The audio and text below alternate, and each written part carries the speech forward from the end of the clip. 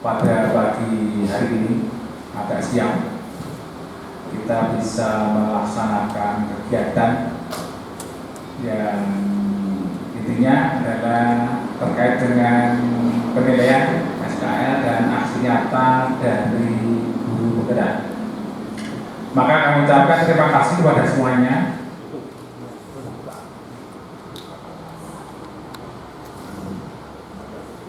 Assalamualaikum warahmatullahi wabarakatuh. Shalom, damai sejahtera, Om Swastiastu, Namo Buddhaya, salam kebajikan, Rahayu. Salam dan bahagia Bapak Ibu semuanya. Ya, masih semangat? Iya. Terima kasih. Baik, setelah kita mendengarkan dua narasumber tadi, sebelum kita masuk ke yang akan kita bahas hari ini, mari kita ice breaking dulu ya Bapak Ibu. Ya, kalau saya mengepalkan tangan, silakan Bapak Ibu tepuk satu kali. Mengepalkan tangan satu kali. Kita coba nih Bapak Ibu. Kalau saya membuka tangan saya, tepuknya dua kali. Siap Bu? Pak? Iya.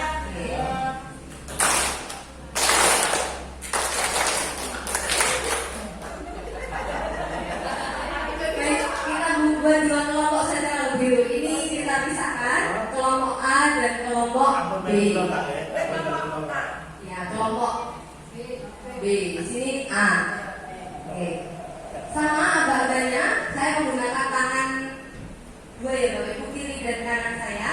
Nanti kalau saya berdiri berarti kelompok A yang satu kali. Siap Bapak Ibu? Siap.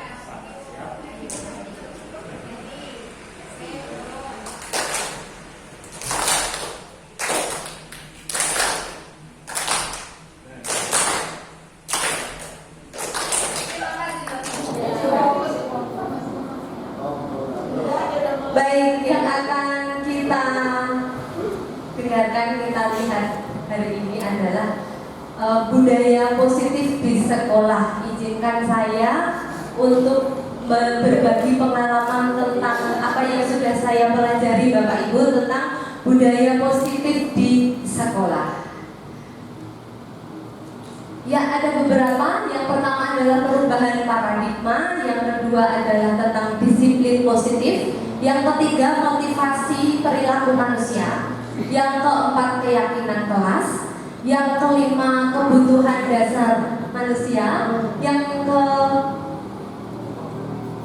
posisi kontrol restitusi dan segitiga restitusi. Ada banyak sekali, akan tetapi semoga tidak mengantuk ya Bapak Ibu nanti ya. Baik, yang pertama tadi melanjutkan dari awal, Bapak Wakasek Kurikulum sudah mengatakan tentang PIN kita ini, kita menjadi ASN yang bikin profesional tadi ya Bu, dan dilanjutkan oleh Pak Arief, kita menjadi guru bermutu. Maka kita sekarang akan mempelajari sesuatu yang nanti akan mendukung upaya kita sebagai guru yang bermutu. Sekarang kita lihat yang pertama, kegiatan kepala tangan. Apa ya ini? Kita bayangkan saja, kita ambil sesubek kertas, lalu kita tulis di situ barang berharga milik kita, paling berharga yang kita punyai. Lalu kertas itu kita lipat, kita genggam erat-erat, kita ibaratkan kita itu menjaga. Kemudian teman kita mencoba untuk meminta, merebut atau menginginkan Anda membuka kepala tangan itu untuk mengambil barang berharga itu tadi. Kira-kira boleh atau tidak Bapak Ibu? Tidak. Teman-teman kita itu bisa membuat kita membuka apa tidak? Dirayu, dibujuk sampai mungkin disuap atau di apa. Kalau itu berharga untuk kita berikan apa tidak? Tidak. Nah, begitu. Siapa sesungguhnya yang memiliki kekuasaan untuk mengatur diri kita itu Bapak Ibu? Diri sendiri. Jadi yang memiliki kontrol itu adalah diri kita sendiri. Sehingga sekarang kita memiliki paradigma baru tentang kontrol, yaitu teori kontrol atau teori pilihan. Dan ternyata menurut teori kontrol ini, guru mengontrol murid itu adalah sebuah ilusi. Karena yang bisa mengontrol diri kita adalah diri sendiri. Yang bisa melakukan pekerjaan dari murid. Murid itu juga yang mengontrol diri mereka sendiri. Kita tidak bisa mengontrol mereka. Berikutnya yang kedua, kritik dan membuat orang merasa bersalah itu dapat menguatkan karakter. Itu ternyata juga sebuah miskonsepsi dari teori kontrol, adalah sebuah ilusi. Kemudian semua penguatan positif efektif dan bermanfaat. Penguatan positif itu efektif dan bermanfaat. Itu ternyata sebuah ilusi. Berikutnya nanti ke belakang-belakang kita jadi oh begitu ya. Nanti kita tunggu saja. Berikutnya yang keempat, orang dewasa memiliki hak untuk memaksa. Itu juga merupakan miskonsepsi dari teori kontrol. Ilusi itu Bapak Ibu. Dulu kita mungkin berpikir ya Bapak Ibu, mencoba mengubah orang agar berpandangan sama seperti kita. Tapi sekarang mari kita ubah pandangan kita tersebut. Ternyata kita harus berusaha memahami pandangan orang lain tentang dunia. Berikutnya, perilaku buruk dilihat sebagai suatu kesalahan. Di teori kontrol, perilaku buruk itu atau semua perilaku itu memiliki tujuan, baik itu perilaku baik dan buruk. Termasuk anak-anak kita, ketika mereka itu berperilaku kurang baik, ternyata mereka itu memiliki tujuan. Entah apa saja nanti tujuannya, nanti kita bahas satu persatu. Berikutnya, orang lain bisa mengontrol saya. Itu kalau teori stimulus respon. Sekarang kita memiliki teori kontrol, hanya saya, hanya Anda yang bisa mengontrol diri Anda sendiri. Tidak bisa dikendalikan oleh orang lain. Berikutnya, pemaksaan ada pada saat bujukan gagal. Kalau dirayu, dibujuk itu gagal, maka dipaksa. Tidak boleh seperti itu. Sekarang teori kontrol, kolaborasi dan konsensus menciptakan pilihan-pilihan baru. Dan terakhir, model berpikir stimulus respon itu ada menang kalah. Kita guru itu menang, siswa itu yang kalah. Sekarang tidak boleh lagi. Model berpikirnya menang-menang. Jadi ketika ada yang melakukan kesalahan, yang salah itu juga nanti tidak akan menjadi insecure. Berikutnya, disiplin positif. Bapak Ibu, ketika mireng kata disiplin, apa ya yang ada di benak kita? Disiplin itu apa? Waktu. Apa bunyi? Keras. Apa lagi Bapak Ibu? Teratur. Iya. Disiplin. Iya, tertib. Dimaknai menjadi sesuatu yang dilakukan seorang kepada orang lain untuk mendapatkan kepatuhan. Kita cenderung menghubungkan kata disiplin dengan ketidaknyamanan. Dia buatan Bapak Ibu. Kadang disiplin itu tidak nyaman. Nah, itu kalau disiplin yang membuat orang lain. Tapi kalau disiplin yang membuat diri kita sendiri akan berbeda. Iya, disiplin itu berasal dari kata bahasa Latin, yaitu belajar. Dan akar katanya dispol itu adalah murid atau pengikut. Untuk menjadi seorang murid atau pengikut, kita itu sudah harus paham betul mengapa kita mempelajari ajaran tersebut.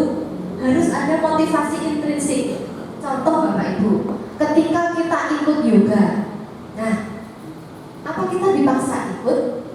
Tidak. Tapi ketika kita sadar, oh saya mau olahraga dengan tujuan saya itu sehat, maka dengan sendirinya kita melaksanakan dengan senang hati, tidak ada paksaan, seperti itu contohnya. Berikutnya, jadi motivasinya intrinsik dari dalam diri kita dan bukan dari orang lain. Di sini nanti kita akan belajar memunculkan motivasi intrinsik dari siswa. Jadi kita tidak memaksa-maksa lagi, tetapi semoga siswanya nanti bisa memiliki kesadaran diri. Seorang yang memiliki disiplin diri, mereka akan bisa bertanggung jawab terhadap apa yang dilakukannya. Oh, saya ingin kelas saya bersih, saya akan mengerjakan piket setiap hari, seperti itu. Karena mereka mendasarkan tindakan mereka pada nilai-nilai kebajikan universal. Kebajikan itu apa nih Bapak Ibu? Kebaikan. Jadi ini nilai-nilai kebajikan itu adalah sifat positif manusia yang kita yakini memiliki tujuan mulia. Nilai tersebut bersifat universal, tidak memandang suku, bangsa, agama maupun latar belakang. Contohnya, menghormati. Semua bangsa sepertinya akan senang ketika ada saling menghormati. Tanggung jawab. Semua bangsa, semua suku, agama, ras, semua manusia itu senang apabila orang itu bertanggung jawab. Kesehatan. Apakah ada orang yang tidak senang dengan kesehatan? Tidak ada, pasti senang semua. Berikutnya, sebagai pendidik, tujuan kita adalah menciptakan anak-anak yang memiliki disiplin diri, bukan memaksa anak-anak itu untuk berdisiplin. Kalau kita memaksa nanti hasilnya malah kurang baik. Jadi anak-anak memiliki motivasi intrinsik. Ya, ada 3 motivasi perilaku manusia. 3 motivasi perilaku manusia. Kita melakukan sesuatu itu memiliki motivasi. Yang pertama adalah menghindari ketidaknyamanan atau hukuman. Seperti anak kita, murid kita misalnya.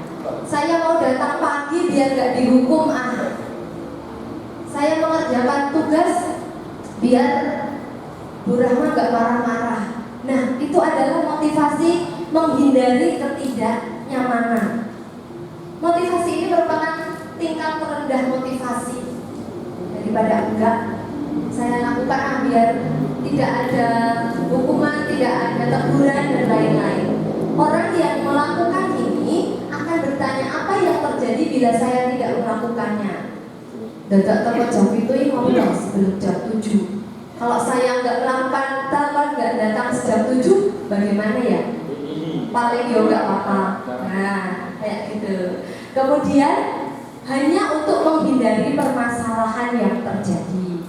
Dan motivasi ini bersifat eksternal, dari luar. Yang kedua, untuk mendapatkan imbalan atau penghargaan dari orang lain. Misalnya, ya, saya datangnya jam 7 kurang biar nanti Bapak Kepala Sekolah memperhatikan saya. Siapa ya? Saya mengerjakan semua tugas biar nanti saya disenangi teman-teman. Mengerjakan pekerjaan A, mengerjakan pekerjaan B, begitu biar banyak teman. Berarti itu memiliki motivasi mendapatkan imbalan atau penghargaan dari orang lain. Iya, biar dapat ribut. Berikutnya, orang yang memiliki motivasi ini akan bertanya, apa yang akan saya dapatkan apabila saya melakukannya?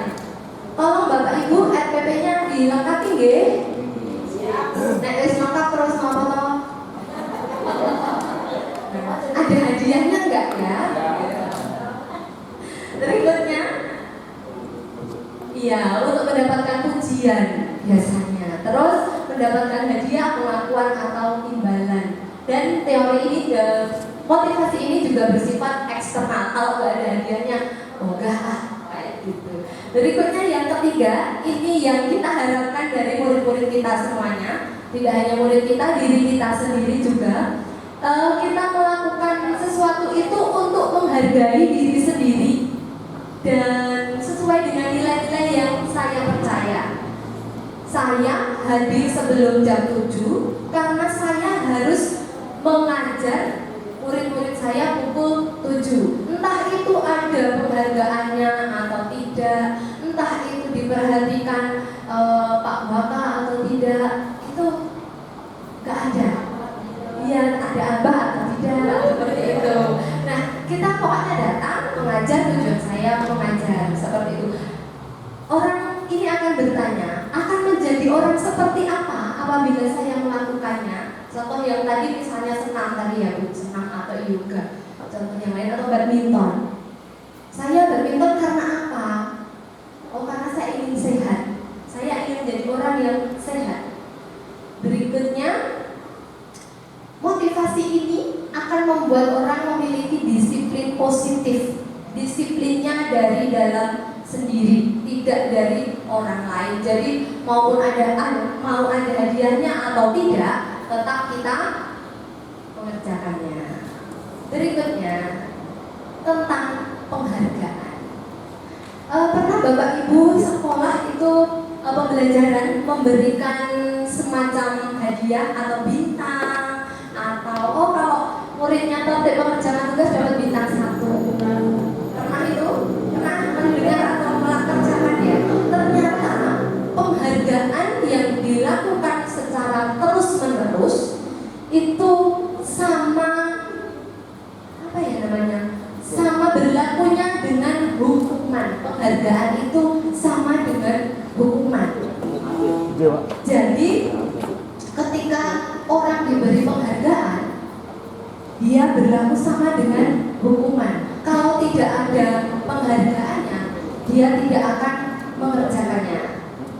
Ya, penghargaan itu penghargaan yang terus-menerus loh ya, bukan penghargaan semacam apa itu, Satya Lancana itu bukan, tapi penghargaan di pembelajaran yang secara terus-menerus. Yo, yang baris yang rapi dapat bintang, yang piket rajin dapat bintang dari guru, nilainya tambah, terus-menerus dikerjakan. Itu mungkin efektif hanya untuk jangka pendek, tidak untuk jangka panjang.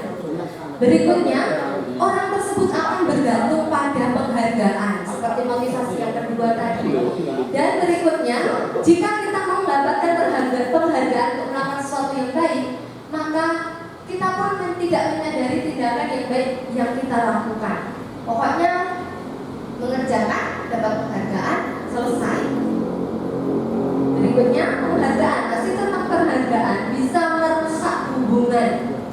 Penghargaan, misalnya ranking Bapak Ibu. Kenapa sekarang itu tidak ada ranking? Karena ada alasan seperti ini. Orang yang terbaik bisa diumumkan itu nanti yang lain. Ya kalau semua bisa menerima, yang tidak bisa menerima bisa menjadi iri atau menjadikan orang lain tidak suka. Wah iya, seperti itu juara kayak gitu gitu. Kemudian akan menyebabkan persaingan. Dampak negatifnya itu persaingan dan menjadi orang yang sudah seperti kalau sudah kan senangnya itu rendah. Wah, aku paling yo kalahnya besok kalah. Ngomong, iya mendingan gak usah. Nah, seperti itu. Kemudian penghargaan menurunkan kualitas. Contohnya, kita mengikuti dituntut untuk membuat karya tulis. Pokoknya kita harus memiliki karya tulis gini dalam setahun seperti ini. Nanti lama-lama karya kita itu hanya kita laksanakan untuk memenuhi permintaan saja. Kualitasnya akan turun. Berikutnya, penghargaan itu menghukum mereka yang tidak mendapatkan penghargaan seperti yang di sini tadi, merusak hubungan. Dan selanjutnya, memberikan penghargaan dan hukuman adalah hal sama, karena mencoba mengendalikan perilaku seseorang. Padahal kita tidak bisa kontrol dan mengendalikan orang. Dan karena pada dasarnya orang itu tidak suka dikendalikan, dalam jangka waktu lama akan terasa sebagai hukuman. Next. Nah, kalau murid kita melakukan kebaikan, lalu apa yang akan kita lakukan? Apakah penghargaan tadi? Tidak. Kita bisa menggunakan apresiasi kebajikan. Misalnya, kemarin saya perhatikan rasa empati besar sekali pada saat menolong murid baru di kelas kita. Cukup dengan apresiasi saja Bapak Ibu. Terima kasih untuk rasa tanggung jawabmu pada saat kamu memungut kertas-kertas yang berserakan di lantai. Tidak perlu, oh kamu dapat bintang ya karena hari ini bersih-bersih. Oke. Berikutnya, dari yang saya pelajari, kita memiliki satu hal baru Bapak Ibu, yaitu restitusi. Dalam penerapan peraturan atau keyakinan kelas nanti, itu mesti ada pelanggaran ya Bapak Ibu. Gak mungkin kok di dunia ini gak ada pelanggaran. Nah, pelanggaran kita nanti, kita usahakan kita membuat restitusi atau konsekuensi, bukan hukuman. Jadi tindakan untuk menyelaraskan pelanggaran tadi, kita usahakan nanti konsekuensi atau restitusi dan bukan hukuman. Nah, sekarang kita satu persatu bahas apa itu hukuman, konsekuensi, dan restitusi. Ada satu kasus. Kasusnya adalah Iva kurang menguasai pelajaran matematika. Pada saat jam pelajaran berlangsung, dia itu diem. Nah, suatu ketika guru matematikanya, di sini Pak Seno, kalau di SMP 4 adalah Bu Lestari, tiba-tiba menanyakan pertanyaan kepada Iva. Ya, jadi gradiennya berapa Iva?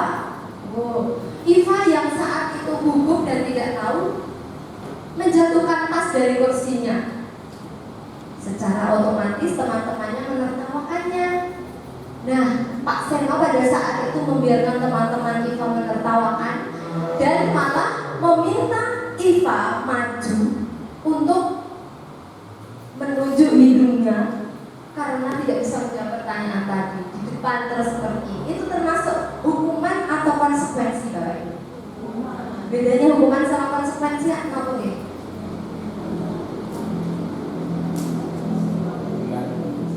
Ya gimana Pak Anwar? Hukuman, konsekuensi apa nih? Ada kaitannya. Ada kaitannya. Yang dilanggar itu. Oh, antara yang dilanggar dengan yang dihukum. Bentuknya kalau pelanggarannya. Oke, baik. Terima kasih Pak Anwar. Ya, kita lihat hukuman itu bersifat tidak terencana atau tiba-tiba dan bersifat satu pihak, satu arah. Anak nggak terjaga, tahu apa yang dia tidak diberi kesempatan untuk membahas. Tiba-tiba dihukum. Kamu terlambat ya, lari 10 kali mengelilingi lapangan. Itu hukuman. Tidak ada kesepakatan. Berikutnya bisa berupa fisik maupun psikis. Anak akan disakiti oleh satu perbuatan atau kata-kata. Kalau orang zaman dahulu mungkin Bapak Ibu, kita dilempar penghapus, kita push up, kita lari, kita dilempar sapu. Pernah itu saya mengalaminya itu. Teman saya tetapi yang kena sapu itu mungkin nggak akan apa-apa. Mereka tetap tunduk pada Bapak Ibu guru. Tapi sekarang bisa viral ya Bapak Ibu. Nah, sedangkan konsekuensi itu sudah terencana atau sudah disepakati. Kemudian bentuknya sudah dibuat oleh kedua belah pihak. Murid dibuat tidak nyaman untuk jangka waktu pendek saja. Dan berdasarkan suatu data yang umumnya dapat diukur, misalnya 3 kali tidak membuat tugas, 10 menit tidak datang. Dan sikap guru di sini senantiasa memonitor murid. Nah, sekarang ada contoh tindakan. Kita jawab ya Bapak Ibu. Termasuk apa ini? Hukuman atau konsekuensi? Kalau hukuman satu arah, kalau konsekuensi ada kesepakatan. Yang pertama, mencatat 100 kali di dalam buku kalimat saya tidak akan terlambat lagi karena terlambat ke sekolah. Hukuman atau konsekuensi?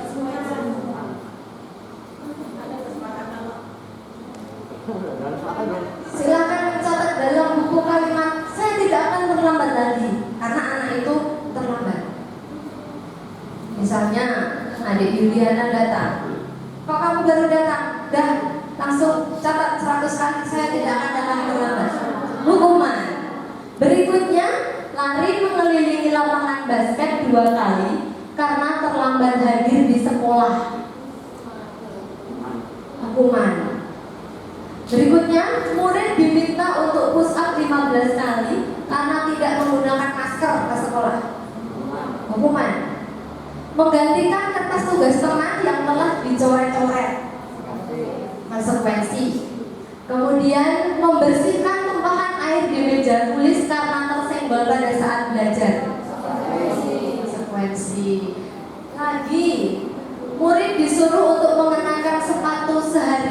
untuk tidak mengenakan sepatu seharian di sekolah karena tidak menggunakan sepatu hitam? Jangan tidak menggunakan sepatu karena sepatunya tidak hitam misalnya Pak Ibu. Hukuman. Dan terakhir, mengelilingi lapangan basket 2 kali karena terlambat 10 menit untuk pelajaran PJOK. Apa ya?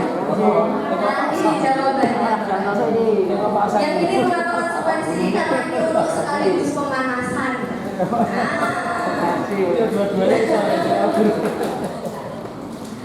Itu dia.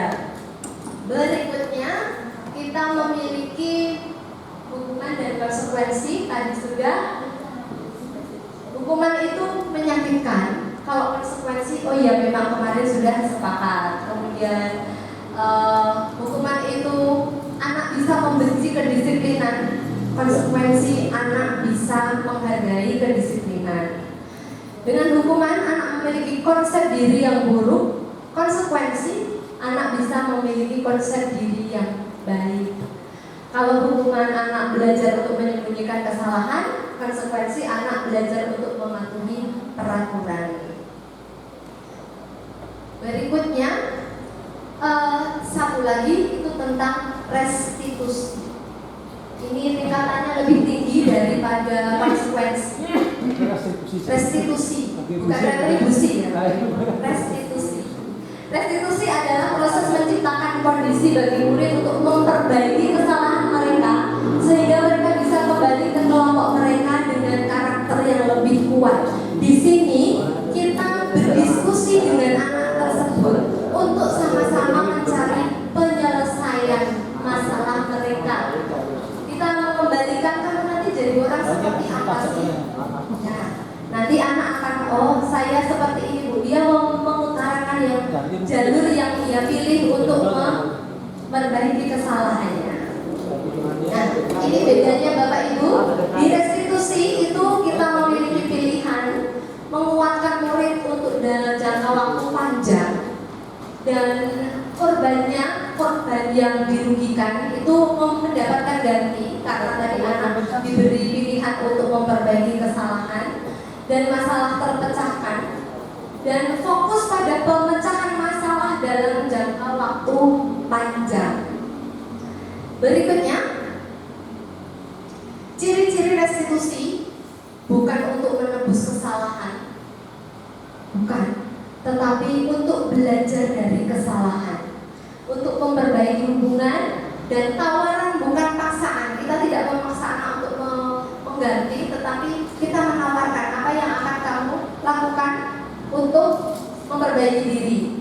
Terus restitusi diri adalah cara yang paling baik. Restitusi fokus pada konstruksi dan restitusi mengembalikan murid yang berbuat salah pada kelompoknya. Dalam restitusi diri ini, murid belajar untuk mengubah kebiasaan dari kecenderungan untuk mengomentari orang lain menjadi mengomentari diri sendiri. Orang yang bahagia akan mengevaluasi diri sendiri. Orang yang tidak bahagia akan mengevaluasi orang lain. Nah, berikutnya, mengapa tidak peraturan saja, tetapi harus keyakinan kelas? Untuk salah satu cara untuk membuat disiplin positif, Bapak Ibu, kita bisa membuat keyakinan kelas. Kita akan membuat keyakinan kelas terlebih dahulu. Kita akan membuat nilai-nilai yang akan dikerjakan dalam kelas tersebut. Kenapa kok tidak peraturan? Bapak Ibu kalau mengendarai sepeda motor kan menggunakan helm. Itu karena peraturan atau keyakinan? Peraturan.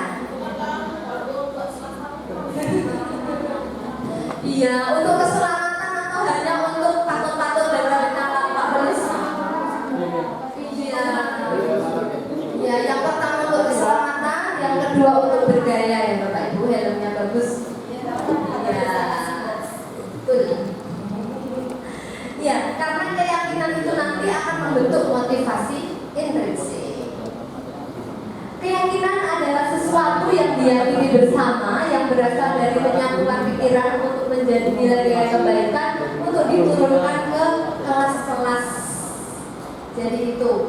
Sekarang kita lihat manakah yang termasuk keyakinan kelas ini. Apakah kami menjaga ketertiban dan kebersihan kelas setiap saat, atau jangan tidak menginjak tanaman? Mana yang keyakinan? Ya, yang A. Jadi kata-katanya dibuat positif. Tidak ada dilarang menginjak rumput, dilarang membuang sampah di kelas. Tetapi kami menjaga kebersihan seperti itu Bapak Ibu. Besok mulai semester depan Bapak Ibu wali yang baru bisa menerapkan keyakinan kelas ini. Jadi bahasanya dibuat positif. Nah, untuk membentuk keyakinan ternyata ada beberapa tahap. Yang pertama adalah curah pendapat dulu. Kita tanyai murid-murid kita itu inginnya apa, kemudian disatukan, baru nanti kita susun menjadi kalimat positif. Jangan berlari di kelas, tetapi berjalanlah di kelas. Di ilmu parenting, di anak-anak kita kan kita juga tidak boleh banyak mengucapkan kata jangan ya, Bu ya Pak ya. Jangan buru-buru, jangan lari-lari dek, seperti itu. Kita bisa mengganti, kalau pas ingat kita bisa mengganti jalan aja ya, kayak gitu. Pelan-pelan sayang, bahasanya lebih positif. Kemudian setelah keyakinan kelas dibentuk, kita meninjau kembali, kemudian kita buat semenarik mungkin dan ditandatangani oleh guru dan siswa-siswanya. Jadi, oh ini keyakinan kelas. Kemarin saya mendapatkan pengalaman menarik Bapak Ibu ketika menerapkan keyakinan kelas ini di kelas 9B dan kelas 9C. Baru membuat surat pendapat gitu ketika ada anak yang akan melakukan pelanggaran. Loh katanya menghargai, sudah kayak saling mengingatkan mereka. Berikutnya 5 kebutuhan dasar manusia. Ya, nanti dijelaskan satu persatu. Adanya pelanggaran.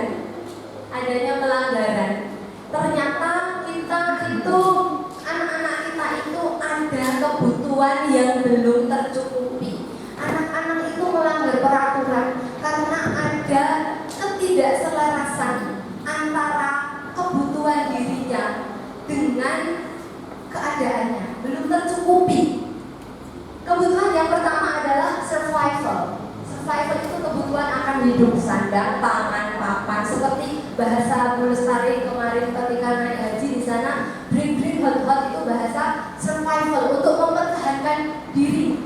Ya, survival, sandang, pangan, papan itu kebutuhan kita.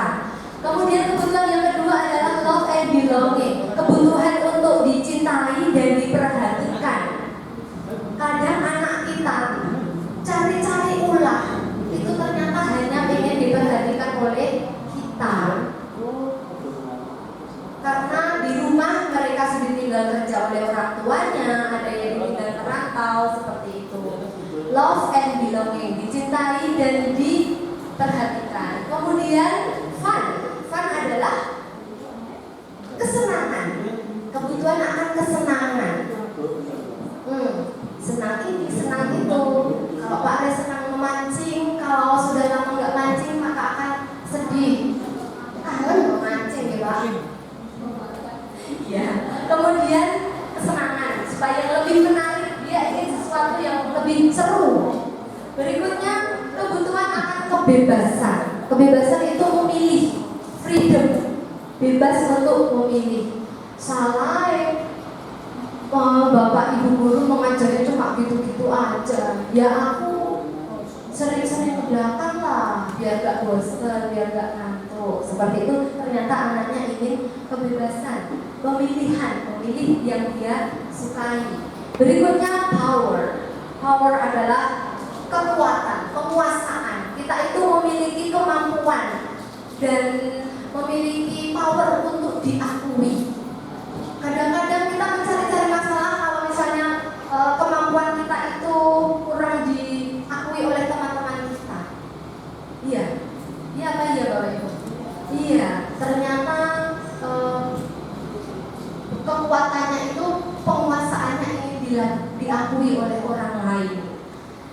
Kalau sudah diakui sudah selesai, kebutuhannya tercukupi. Baik, berikutnya ada satu kasus ya Bapak Ibu. Kasusnya adalah Bu Norma, wali kelas 7G di SMP Merdeka, sedang bingung menghadapi ulang salah satu muridnya, namanya Doni. Doni buat ulang apa ya?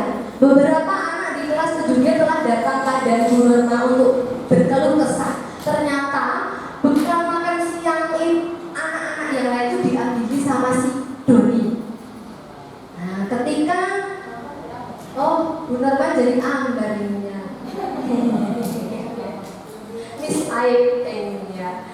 Ketika Bu Norma menghadapi situasi seperti itu, kira-kira mengapa Doni melakukan hal tersebut? Ada beberapa alternatif. Bu Norma akan bertanya, ketika jawaban si Doni lapar dan tidak bawa bekal, kamu kenapa tadi kok mengambil bekal orang lain? Saya lapar Bu, saya tidak dikasih bekal sama ibu. Ternyata ini dia kebutuhan bertahan hidupnya yang kurang, tadi nggak diberi bekal sama ibunya.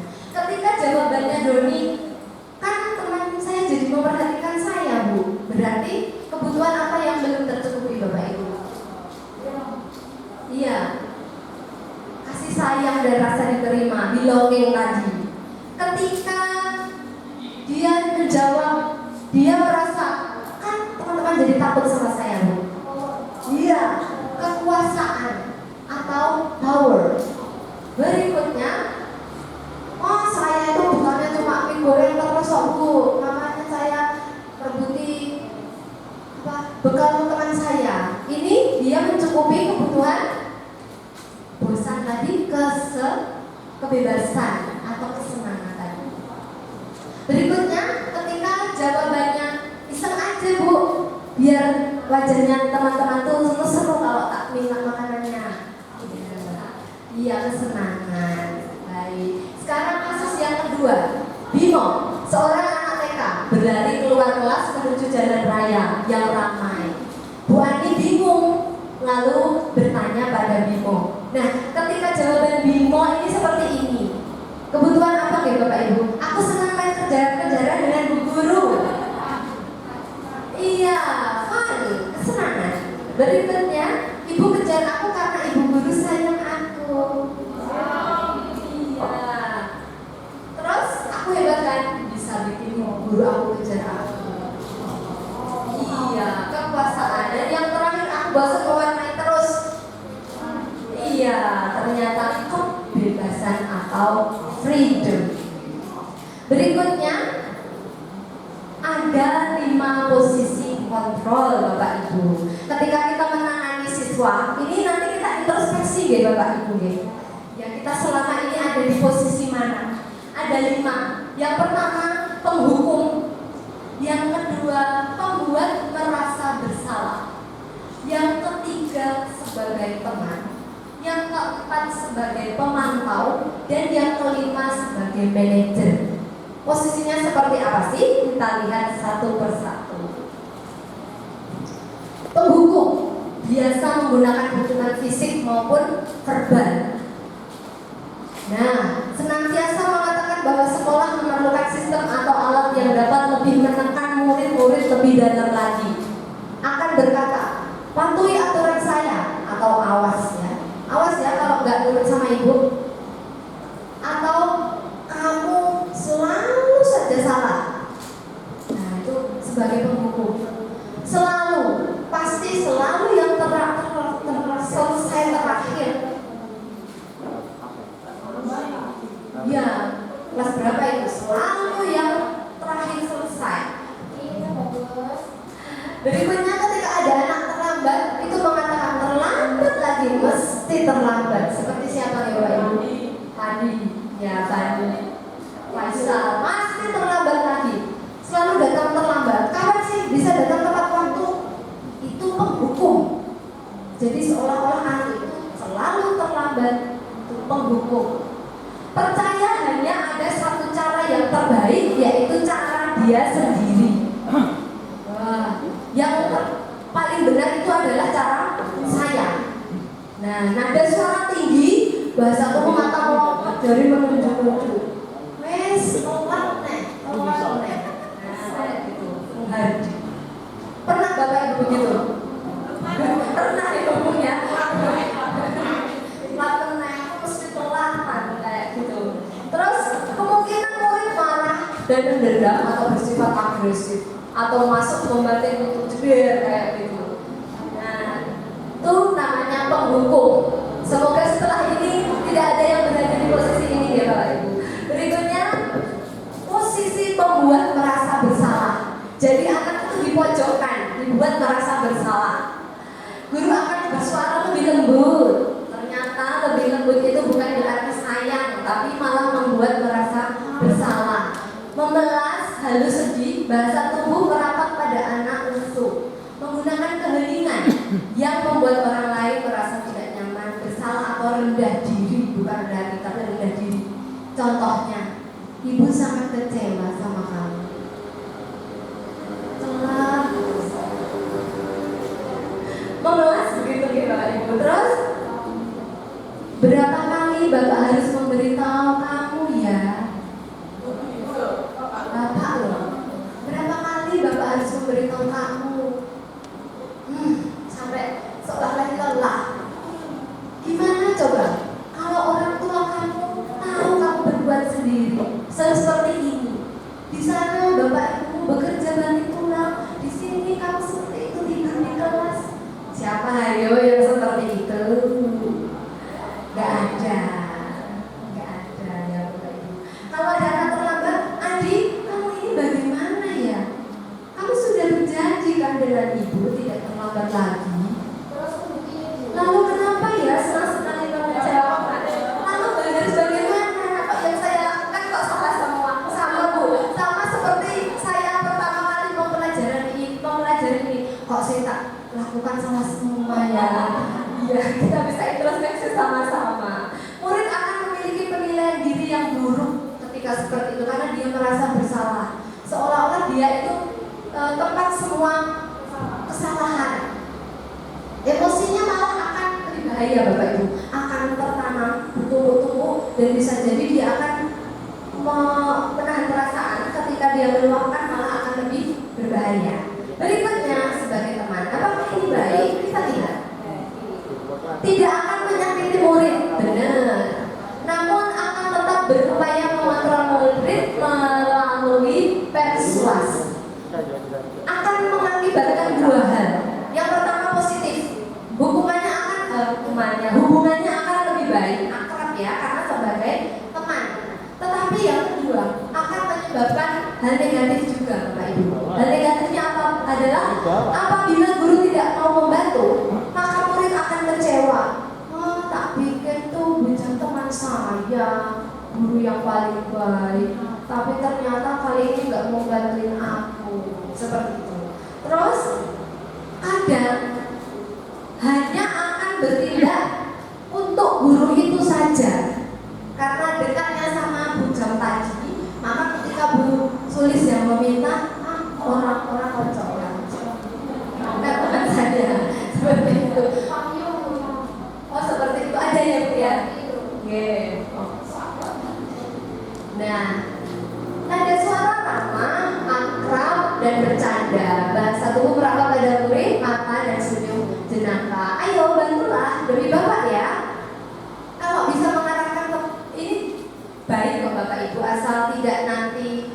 Tapi yang harus kita waspadai yang ini tadi, yang tidak hanya bertindak untuk guru tertentu. Kita harus bisa meyakinkan bahwa harus bertindak ke semua Bapak Ibu guru. Ayo ingat tidak bantuan Bapak selama ini? Ya sudah, hari ini tidak apa-apa, nanti Ibu bantu bereskan. Jadi sebagai teman.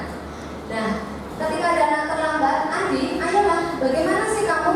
Kemarin kan sudah janji ke Bapak, kenapa terlambat lagi? Ramah, begitu ya. Berikutnya, ya sudah, tidak apa-apa, duduk dulu sana, nanti Pak Guru bantu. Kamu ini. Yang keempat adalah pemantau atau monitor.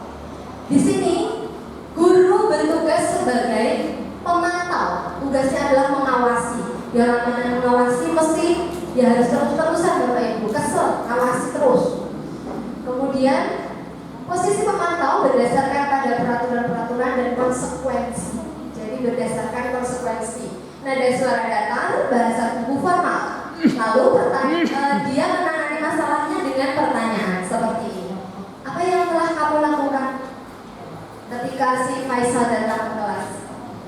Kamu kenapa terlambat? Konsekuensinya apa? Begitu. Langsung dibalik ke konsekuensi yang sudah mereka sepakati. Ini kalau ada siswa terlambat seperti ini. Adik, tahukah kamu jam berapa kita mulai? Tahu Pak, kamu terlambat 15 menit. Apakah kamu sudah mengerti konsekuensi yang harus dilakukan jika terlambat? Iya Pak, langsung dia, oh iya yo, konsekuensinya kan aku terlambat harus seperti ini. Dia menyadari harus tinggal di kelas Pak pada jam istirahat. Nah, bagi guru juga harus terus mengawasi seperti ini, tinggal di kelas pada jam istirahat. Kita juga harus memantau karena posisi kita memantau. Oh iya, tenang, sudah istirahat dia mengerjakan tugasnya. Berikutnya sangat mengandalkan perhitungan catatan data yang dapat digunakan sebagai bukti alias perilaku seseorang. Jadi seperti detektif. Oh iya. Ya. Karena kalau tidak catat pasti lupa karena banyaknya siswa kita ya Bapak Ibu. Terus murid memahami konsekuensi yang harus dijalankan karena telah melanggar satu peraturan sekolah, dia akan paham. Dan murid tetap dibuat tidak nyaman, harus tinggal kelas, tetapi hanya waktu yang pendek saja. Dia tidak akan mengulangi di kesempatan berikutnya. Dan posisi kontrol yang kelima adalah manajer. Ini yang paling sulit dilakukan. Guru berdiskusi dengan murid, mempersilahkan murid mempertanggungjawabkan perilakunya, dan mendukung murid agar dapat menemukan solusi atas permasalahannya sendiri. Nah, karena ini maka harus dibuat keyakinan kelas yang terlebih dahulu tadi ya Bapak Ibu, sehingga kita bisa membalikkan ke sana. Penekanan bukan pada kemampuan membuat konsekuensi, namun dapat berkolaborasi untuk memperbaiki kesalahan sebagai manajer. Kadang kita, tetapi kalau manajer terus ya nggak mungkin ya Bapak Ibu. Bisa berposisi teman, bisa berposisi tadi sebelum manajer ada apa? Pemantau atau manajer. Jadi manajer yang kadang-kadang bisa berposisi sebagai teman dan pemantau. Contoh kasusnya seperti ini. Adi, apakah kamu mengetahui jam berapa sekolah dimulai? Tahu Pak, jam 7. Ya, jadi kamu terlambat. Kira-kira bagaimana kamu akan memperbaiki masalah ini? Saya bisa menanyakan teman saya Pak untuk mengejar tugas yang tertinggal. Baik, itu bisa dilakukan. Apakah besok akan ada masalah untuk kamu agar bisa hadir tepat waktu ke sekolah? Tidak Pak, saya bisa hadir tepat waktu. Baik, saya berusaha untuk memperbaiki diri. Tetapi di lapangan pastinya kasusnya tidak akan semulus seperti ini ya Bapak Ibu. Ya, tentu saja karena banyak karakteristik dari anak-anak kita, sehingga tadi kita bisa mengkombinasikan sebagai teman, pemantau atau manajer, tapi dihindari sebagai penghukum dan membuat merasa bersalah. Manajer bukan mengatur, tetapi membimbing untuk anak memperbaiki masalahnya. Berikutnya adalah masih banyak Bu, sedikit. Nih, posisi kontrol ternyata yang manajer itu membuat identitas keberhasilan pada siswa. Jadi teman dan pemantau bisa dikombinasikan dengan manajer. Berusaha kita menjadi manajer ya Bapak. Berikutnya yang untuk menangani masalah kita memiliki yang disebut segitiga. Segitiga apa ini Bapak Ibu? Segitiga sama sisi, sama kaki. Di sini segitiga restitusi. Hal yang pertama dilakukan adalah menstabilkan identitas.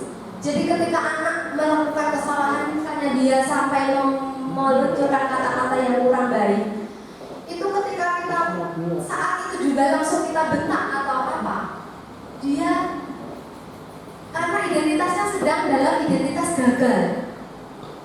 Jadi tidak mungkin kita langsung kamu tuh jangan seperti ini, tidak bisa. Dia ada kegagalan untuk menyelaraskan sehingga diperlukan menstabilkan identitas terlebih dahulu. Nah, kita bisa mengatakan berbuat salah itu tidak apa-apa. Dan tidak ada manusia yang sempurna. Saya juga pernah melakukan kesalahan seperti itu. Kita bisa menyelesaikan ini. Bapak Ibu tidak tertarik mencari siapa yang salah, tetapi Bapak Ibu ingin mencari solusi dari permasalahan ini. Kamu berhak merasa begitu. Apa kamu sedang menjadi teman yang baik buat dirimu sendiri? Itu sehingga kita benturan yang terjadi itu kita stabilkan dulu.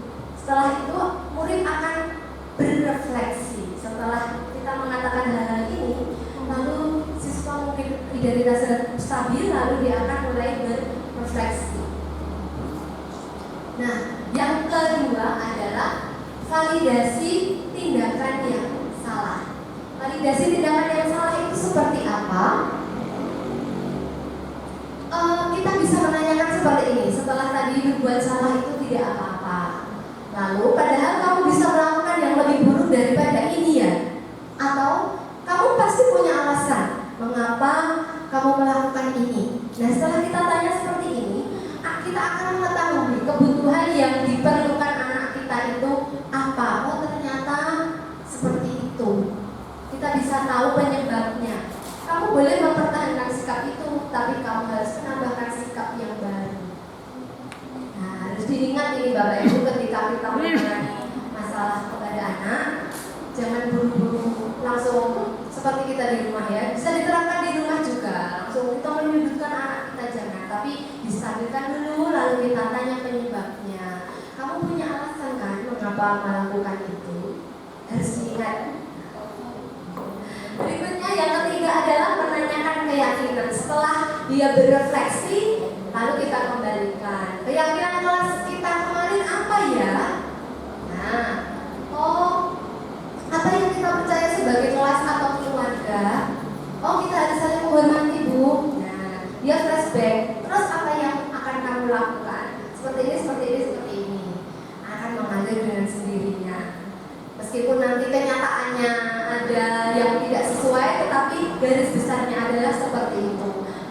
Apa bayangan kita tentang kelas yang ideal? Kita mau jadi orang seperti apa? Seperti itu ya, kita kembalikan ke kelas, keyakinan kelas. Baik. Kebanyakan anak akan mengatakan iya, tetapi mereka tidak tahu bagaimana cara menjadi orang yang seperti itu. Maka tugas kita yang membimbing anak tersebut. Berikutnya, ini adalah hasil yang saya pernah terapkan di kelas 9B dan 9C. Pertama, mereka membuat curah pendapat. Mereka menuliskan keinginan dia, mereka belajar ingin seperti apa, kelas yang bagaimana. Macam-macam sekali Bapak Ibu hasilnya. Ternyata mereka juga ingin kelas yang ideal, yang tertib, yang bersih, yang nyaman. Tidak ada bullying, tidak ada roasting, seperti itu. Berikutnya, setelah membuat keyakinan, mereka akan ditempelkan jadi satu dan dibaca oleh semua anggota kelas. Oh, ternyata teman-teman saya ingin kelasnya begini. Nah, setelah itu pendalaman. Keyakinan kelas sudah dibuat, pertemuan berikutnya adalah pendalaman. Guru tugasnya ini. Guru tidak bertugas seperti ini. Guru bertugas mengajar pada siswa, ada hasilnya di sana. Guru tidak bertugas untuk menghukum siswa. Ternyata ada anak-anak yang mengatakan itu. Murid tugasnya belajar, bukan murid tidak bertugas tidur. Macam-macam hasilnya Bapak Ibu. Ternyata mereka juga suka kelas yang ideal. Nah, ini mereka menuliskan di kotak-kotak. Dan di situ setelah didalami, maka keyakinan kelas dibuat dengan rapi dan kreatif dan ditandatangani oleh seluruh warga kelas beserta gurunya. Berikutnya, ini kemarin praktek saya melakukan restitusi di kelas 9A untuk menyelesaikan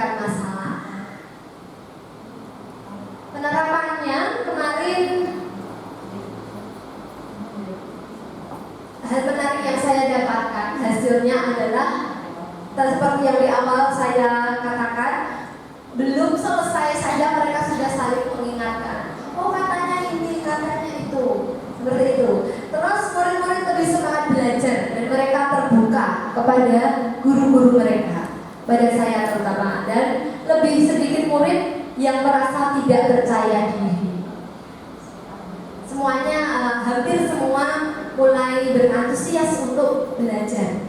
Terus rencana ke depan kita bisa menerapkan disiplin positif bersama-sama Bapak Ibu guru dengan tadi mengetahui 5 kebutuhan dasar manusia, lalu ada 5 posisi kontrol yang harus kita kerjakan seperti itu, dan berbagi pengalaman. Nanti kalau Bapak Ibu sudah berhasil, sudah menerapkan, saya tunggu pengalamannya untuk dibagikan kepada saya. Bagaimana nanti, apakah berhasil baik ataukah nanti ada misalnya ada kendala apa, diapakan, dan masukan-masukannya saya tunggu nih Bapak Ibu. Ya, ini yang tadi sudah kita bahas, disiplin positif. Ini. Dan yang terakhir saya punya pantun Bapak Ibu. Pagi-pagi membeli ketupat, tak sengaja bertemu mantan. Terima kasih Bapak Ibu guru sempat. Mohon maaf apabila ada kesalahan. Cukup sekian dari saya. Bapak Ibu, apakah ada tanggapan atau masukan dulu? Oh iya, monggo. Oh, waktunya itu. Ya, monggo Pak Sarji dan Bu Sun. Saya tahu dengan tentang 5 kebutuhan dasar hidup. Dan ketika dicontohkan tadi saya jadi terusik, apakah 5 itu tidak dibatasi? Artinya kalau kita memang mengakui ke-5 dasar hidup, tetap harus dibatasi dengan norma masyarakat dan norma agama. Contoh misalnya ini Joni mengambil temannya, itu apa? Ini hidup saya itu makan, saya makan ambil makanannya, kan tidak boleh. Termasuk juga cara yang menjaga kita mencari menyukai, ada batas-batas, masih itu. Ya, makasih Pak. Langsung dulu Ibu daripada lupa. Baik, tentu saja karena kita tadi 5 kebutuhan dasar, kita cari dulu kebutuhan yang mereka belum dapat itu apa. Lalu baru kita membimbing mereka. Oh ternyata anak ini, nanti kita ketemu masalahnya, kemudian baru kita mengarahkan ke norma-norma yang berlaku, keyakinan kelas tadi Pak. Nah, keyakinan kelas tadi kan nilai-nilai kebaikan seperti norma di masyarakat, norma agama, kita kembalikan ke situ. Jadi kita 5 kebutuhan tadi untuk menelusur kebutuhan apa yang dia inginkan, baru kita kembalikan ke nilai kebajikan tadi. Begitu Pak J. Ya, monggo Bu Sun. Saya ini intinya menerima budaya sekolah. Terus saya cuma gini aja. Kalau bikin apa tipsnya seperti apa kepada kami kemudian memakai itu aja. Ya, nanti hasilnya bisa dijual seperti ini. Nanti insya Allah nanti satu saya hitung dengan semacam afirmasi. Nanti saya sudah minta waktu sama ini untuk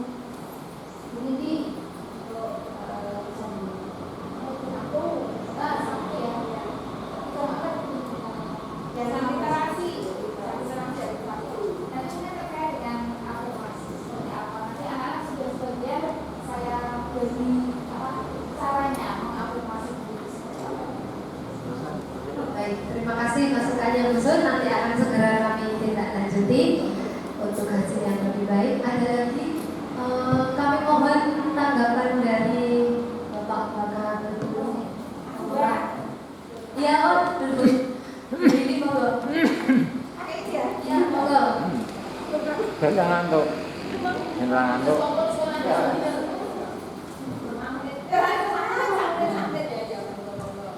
Saya apresiasi sekali dengan Mbak Bulan, ini sesuai dengan kalau di dalam agama Islam ini bahasa kasih sesuai Ibunda Aisyah Dahlan itu mengatakan bahasa kasih anak itu ada 5. Jadi kalau makanya ada diagnosis itu sangat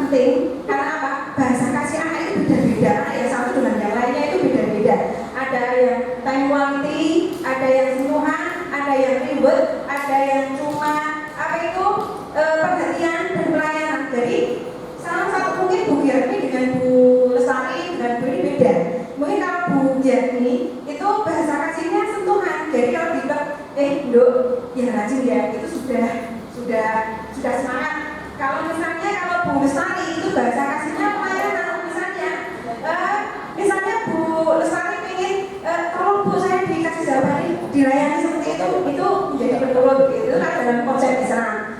Mungkin bahasa kasihnya Bu Janya juga beda. Mungkin bahasa kasihnya tim quality atau katakanlah ribet dikasih hadiah. Beliaunya itu kalau dikasih hadiah langsung semangat. Jadi ini tambahan dari kami gitu ya. Dan Pak JJ, aplaus dulu untuk beliau. Berikutnya untuk Bapak Sugianto, mohon satu kata dan patah kata mengenai kegiatan ini sebentar. Langsung closing. Ya.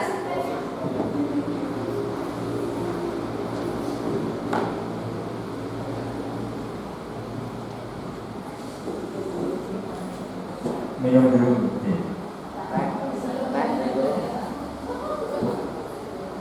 Terima kasih Bapak dan Ibu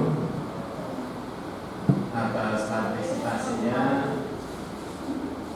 dan dukungannya pada kegiatan ini, utamanya di kegiatan akhir yaitu aksi nyata buruh penggerak. Modul berapa? Modul 1.1. Oh 1.4. Oke, makasih. Bapak Ibu, jadi Bu Wulan ini kan telah mengikuti proses buruh. Apa-apa itu objeknya tentu saja siswa. Kemudian aksinya adalah pembelajaran. Di sana dilengkapi sebuah karakter dan kedisiplinan. Nah, dalam kegiatan ini tentunya praktik baik yang perlu dilakukan oleh semua Bapak Ibu guru, oleh semua Bapak Ibu guru. Di dalam melakukan ini tentunya disinkronisasi dengan kebutuhan siswa. Mengimplementasikan kurikulum merdeka dalam pembelajaran pun dilakukan sebuah tes diagnostik, sehingga kebutuhan apa yang diperlukan siswa kita baru merencanakannya. Nah, praktik ini mestinya nanti tidak hanya satu kesempatan ini, tetapi secara kontinu dan berulang membuat komunitas penggerak, komunitas belajar bersama Pak Waluyo CS yang memadai komunitas belajar. Di sini tidak ada kata sempurna, tetapi lebih pada belajar bersama. Nah, dalam kesempatan ini baru bulan yang mengikuti buruh penggerak. Harapannya satu personal ini mampu menggerakkan semangat dan minat, utamanya Bapak Ibu guru yang lain, terkhusus yang belum mendekati pensiun. Pensiun telah perlu karena batasnya akhirnya itu 10 tahun terakhir. Jadi kalau sudah 10 tahun menjelang pensiun itu setelah berhak itu belum penggerak. Tidak boleh memang aturannya. Minimal masih 10 tahun. Nah, bagi penjenengan yang masih masa kerjanya panjang, lama, monggo menggunakan kesempatan itu.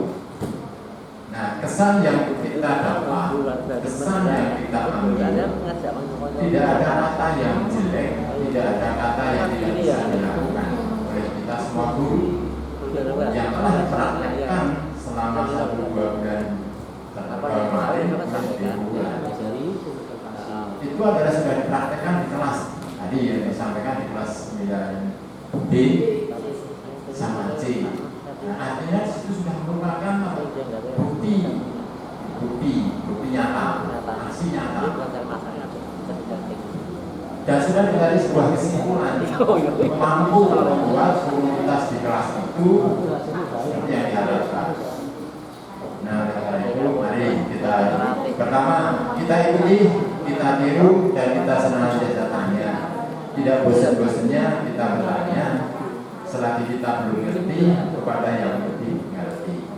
Yang sudah ngerti juga jangan bosan-bosannya memberikan arahan pembelajaran pada yang belum ngerti. Artinya di situ tercipta sebuah kondisi belajar bersama tanpa mengkotak dan membedakan usia, golongan, ras maupun. Nah, terima kasih atas dukungannya kehadirannya di kegiatan ini yang mengorbankan waktu, tenaga, pikiran, meninggalkan keluarga sampai batas akhir prestasi. Terima kasih. Kita akhiri. Assalamualaikum warahmatullahi wabarakatuh. Waalaikumsalam.